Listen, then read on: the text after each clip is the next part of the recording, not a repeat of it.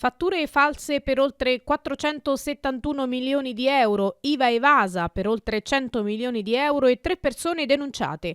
È questo il risultato di un'indagine di polizia giudiziaria e polizia economico-finanziaria condotta dalla tenenza della Guardia di Finanza di Sora nei confronti di una società che sulla carta commercializzava prodotti petroliferi su tutto il territorio nazionale. In particolare, le indagini della Finanza di Sora, scaturite dal controllo di un'autocisterna contenente prodotto petrolifero, hanno consentito di individuare una stabile organizzazione in Italia di una società ungherese, costituita a Budapest da un cittadino italiano, utilizzata come cartiera, avente il compito esclusivo di generare cartolarmente movimentazioni di beni emettendo fatture per operazioni inesistenti, per un lasso temporale di circa 2 anni, nell'arco del quale non ha pagato le dovute tasse all'erario.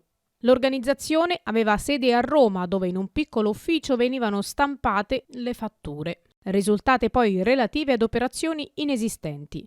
Queste fatture emesse dalla società cartiera, gravate di IVA, venivano regolarmente annotate in contabilità dalla società clienti acquirenti del prodotto. In realtà però i prodotti provenivano da un diverso soggetto economico. L'iter consentiva quindi loro di dedurre costi e di detrarre l'IVA.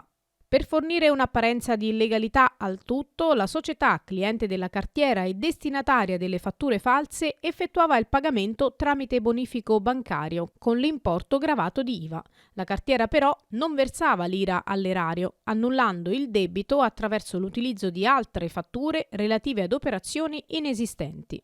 L'articolato schema criminoso ha consentito ai numerosi clienti della società cartiera di acquistare il prodotto petrolifero ad un prezzo concorrenziale più basso rispetto a quello normalmente praticato, ma anche di generare un profitto illecito quantificato in oltre 15 milioni di euro. I proventi, attraverso vari giroconti, venivano trasferiti di volta in volta su un conto corrente di un istituto di credito in Ungheria, al fine di farne perdere le tracce. I finanzieri sorani sono riusciti a ricostruire tutti i passaggi della filiera criminosa, individuando sia l'amministratore di diritto che di fatto della società cartiera e quindi il reale responsabile del meccanismo fraudolento.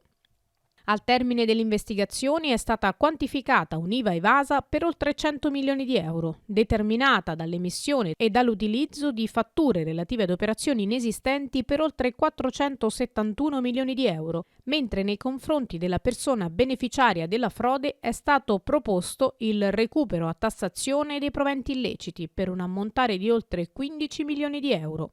Sono stati denunciati alla Procura della Repubblica presso il Tribunale di Roma 3 persone, un cittadino italiano di 33 anni, originario della Campania, amministratore di fatto della società, e 2 prestanome, di cui uno di cittadinanza italiana, un 58enne originario di Roma, e l'altro di cittadinanza slovena.